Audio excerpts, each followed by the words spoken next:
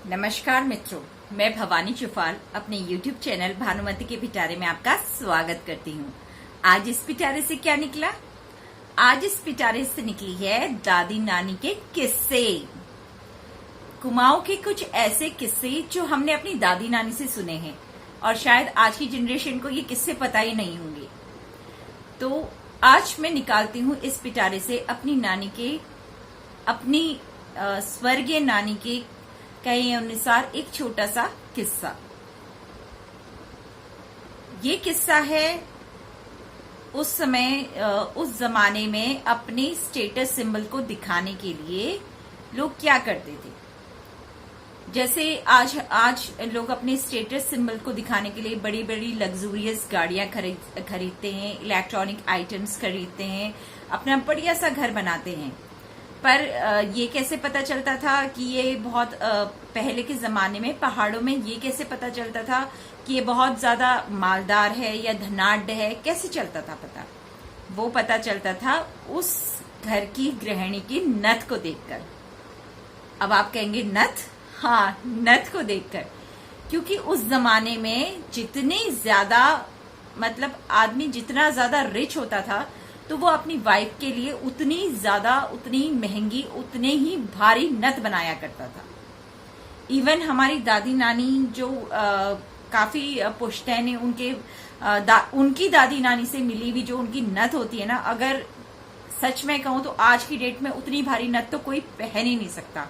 8-8, 9-9 तोले की एक थाली की बराबर इतनी बड़ी नथ, और उस नथ को कैरी करने के लिए सिर्फ एक जंजीर काफी नहीं होती थी, 3-3 जंजीरें लगा करती थी। जो जितना रिच होता था उसकी बहू की नथ या उसकी वाइफ की नथ उतनी ज्यादा बड़ी होती थी। जैसे मिडिल क्लास फैमिली की 1 से 2 तोले की, फिर थोड़ा हायर मिडिल क्लास फैमिली की 3 से 4 तोले की, और जो उच्च वर्ग की होती थी तो उनकी नथ तो 6 तोले के ऊपर से भी ऊपर हुआ करती थी। और उनकी औरतें ये नहीं कि नथ अभी किसी ओकेजन में पहनेगी या समथिंग ना, शादी के दिन उनकी नाक में वो नथ डाली जाती थी और वो हमेशा जब तक उनका सुहाग जिंदा रहता था वो ये नथ कैरी करते हुए घर का सारा काम करती थी। घर का सारा काम समझ रहे हैं आप? घास लाना, लकड़ियां काटना, गाय भैंसों का काम करना, और मैं क्या कहूँ, सब आप शायद जानते होंगे, उखल कूटना कहते हैं। धान को कूटते हैं ना, उसे उखल कूटना कहते हैं। इतने भारी भरकम काम भी वो उतनी भारी नथ के साथ किया करती थी। बट उस नथ को उतारा नहीं जाता था क्योंकि वो सुहाग की निशानी भी मानी जाती थी।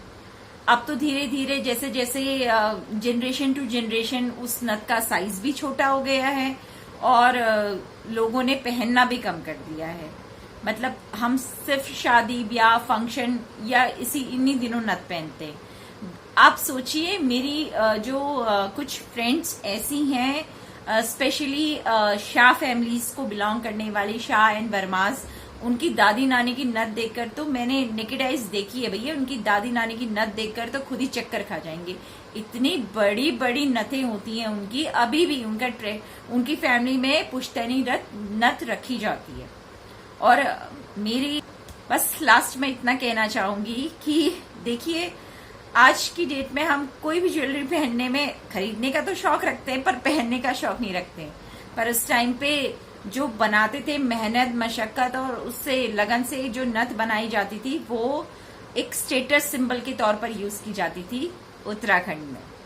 चलिए, आपको ये किस्सा कैसा लगा? उम्मीद करती हूँ अच्छा लगा होगा।